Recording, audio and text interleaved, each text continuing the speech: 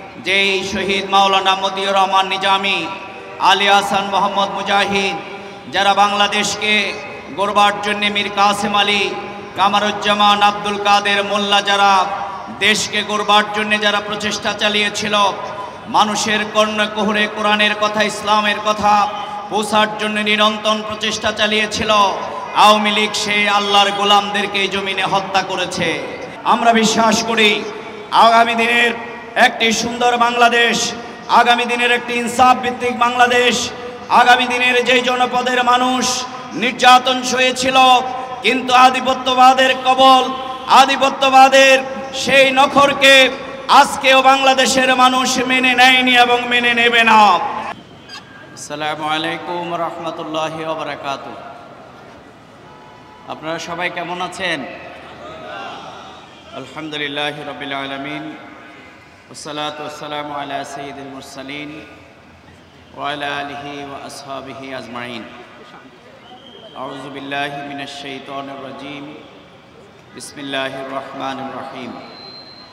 ওয়ালতাকুম মিনকুম উম্মাতুন ইয়াদউনা ইলাল খায়র ওয়া ইয়া'মুরুনা বিল মা'রুফ ওয়া তানহাউনা আনিল মুনকার।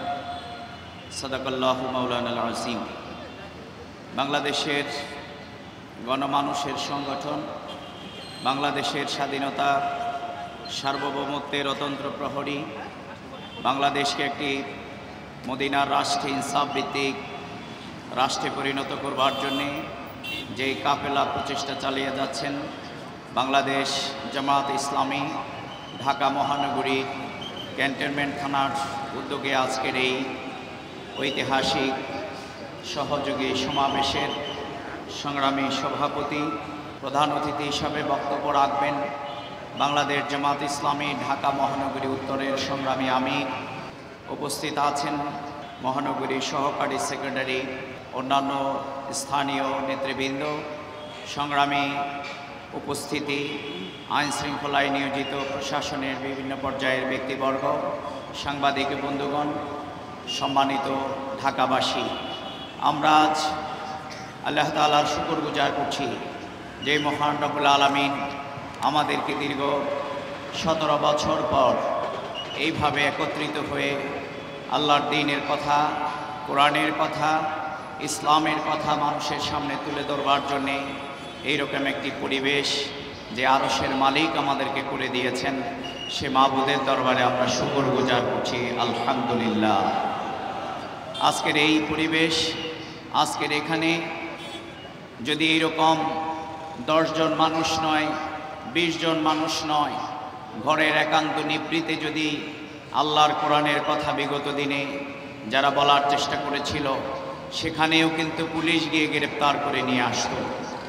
আজকে এখানে যদি বিগত দিনের এই আয়োজন এখানে হতো, তাহলে এখানে মানুষের পরিবর্তে র্যাব এবং পুলিশ, ডিবি দিয়ে কিন্তু এই জায়গা ভর্তি করা হতো।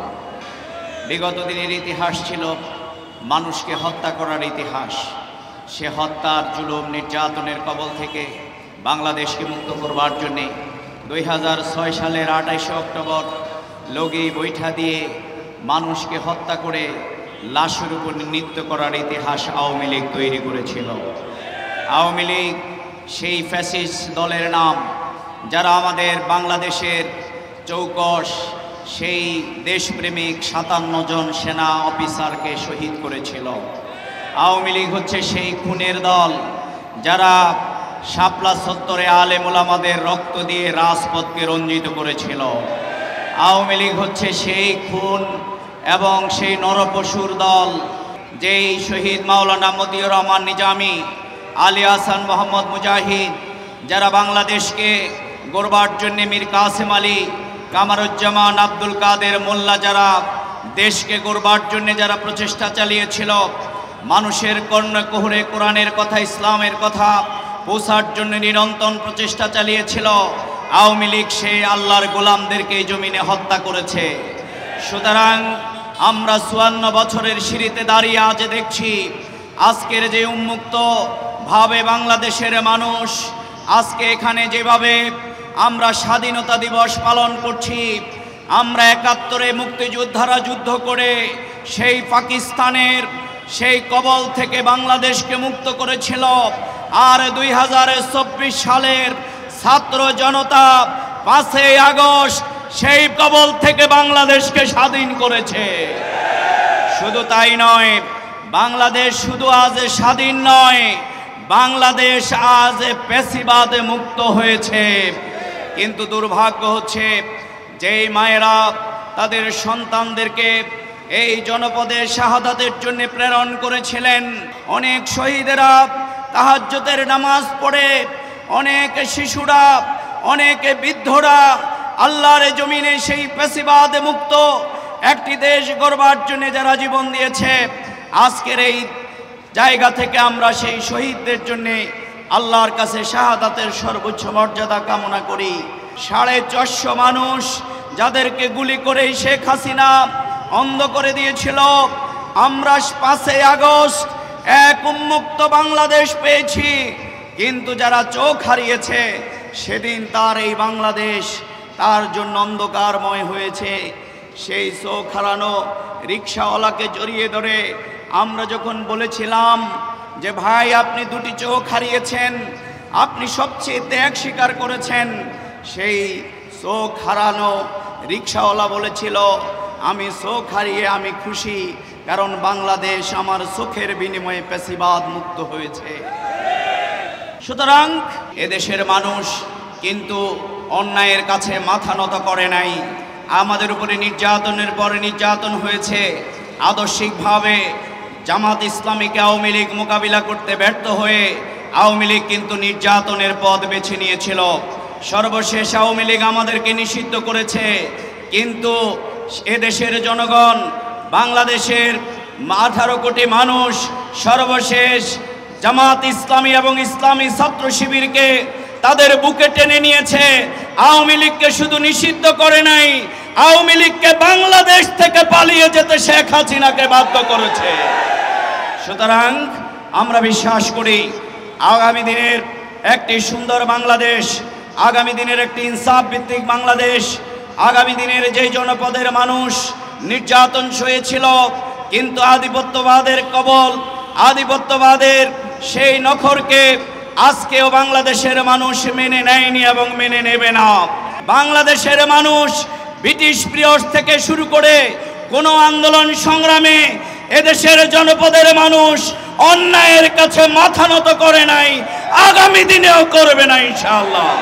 তাই আমি সকল জনশক্তি, আমাদের সহযোদ্ধাদেরকে আহ্বান জানাতে চাই, আপনারা যেই বাংলাদেশের জন্য, যেই কোরআনের সমাজের জন্য, যে ইসলাম ভিত্তিক ইনসাফ ভিত্তিক রাষ্ট্রের জন্যেই আমরা সেই নিরন্তর জুলুম নির্যাতন মোকাবেলা করেছিলাম, আসুন আগামী দিনের সেই ইনসাফ ভিত্তিক দেশ গড়বার জন্যেই বাংলাদেশ জামাত ইসলামী আজকে কোরআনের আলোকে আমাদের আত্মগঠন, আমাদের সমাজ বিনির্মাণ, আমাদের এই দেশকে রাসূল করিম সাল্লাল্লাহু আলাইহি সাল্লাম তার উদারতা, তার ভালোবাসা, তার উন্নত নৈতিক চরিত্রের মাধ্যমে মানবতাকে তেমনি যে আদর্শের পথ দেখিয়েছিলেন, জুলুম নির্যাতন তার সঙ্গী সাথীদেরকে স্তব্ধ করে দিতে পারে নাই। বাংলাদেশ জামাত ইসলামী খেলাফত মিনহাজি আলান নবুয়ত সেই পথ ধরে আগামী দিনে সেই সমাজ বিনির্মাণের জন্যেই প্রচেষ্টা চালিয়ে যাচ্ছে। আমরা নিজেদেরকে কোরআন এবং সুন্নাহর আলোকে গড়ে তুলব। বাংলাদেশ জামাত ইসলামী যে ইনসাফ ভিত্তিক সমাজের কথা বলছে, আজকে সেই আমাদের বিভিন্ন সামাজিক কর্মকাণ্ডের মাধ্যমে আমাদের মানবতার জন্যে, আমাদের গরিব অসহায় মানুষের জন্যে, শিক্ষিত মানুষের জন্যেই, প্রত্যেকটি নাগরিকের জন্যেই বাংলাদেশ জামাত ইসলামীর পক্ষ থেকে আজকে সেই কর্মকাণ্ড আমরা তুলে ধরবার জন্যে, তাদের খেদমতের জন্য আমরা প্রচেষ্টা চালিয়ে যাচ্ছি।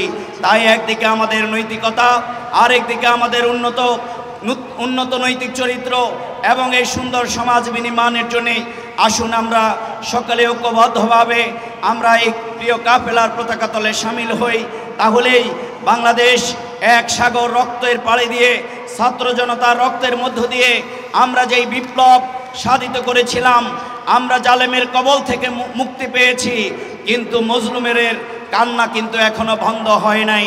শহীদের মায়েদের কান্না, এখানে নির্যাতিত জনপদ, শোষিত বঞ্চিত মানুষের যে আহাজারি, তাদের সেই মুখে যদি হাসি ফুটাতে হয়, আগামী দিনের বাংলাদেশ জামাত ইসলামীর আজকে গোটা বাংলাদেশের স্লোগান উঠেছে, গোটা বিশ্বের আজকে স্লোগান উঠেছে, সবাইকে দেখা শেষ, আগামী দিনের ইসলামের বাংলাদেশ।